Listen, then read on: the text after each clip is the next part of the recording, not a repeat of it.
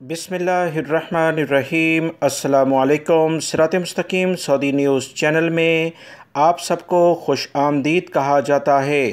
سعودی وزارت صحت نے 11 اکتوبر 2021 کے لحاظ سے وبائی مرض کرونا کی رپورٹ جاری کر دی ہے، جس میں بتایا گیا ہے کہ پچھلے 24 گھنٹوں کے دوران سعودی عرب میں 58 افراد کرونا کا شکار ہو چکے ہیں، 52 افراد صحت یاب بھی ہوئے ہیں۔ سعودی وزارت صحت نے تمام لوگوں کو وبائی مرض کرونا سے متعلقہ احتیاطی تدابیر پر سختی سے عمل درآمد کے لیے کہا ہے اور وبائی مرض کرونا کی دونوں خوراکیں پہلی فرصت میں لینے کے لیے بار بار سعودی عرب کے تمام ذرائع ابلاغ کے ذریعے عوام سے اپیل کی جا رہی ہے۔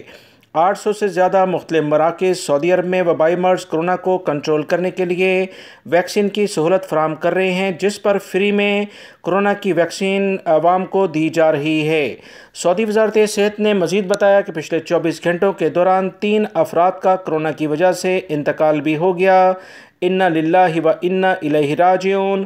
132 افراد انتہائی بری کنڈیشن میں ہیں، جبکہ 8748 افراد اس وقت ایکٹیو کیسز کے ساتھ سعودی عرب میں موجود ہیں۔ ویڈیو لائک کر کے شیئر بھی کیجیے گا۔ السلام علیکم۔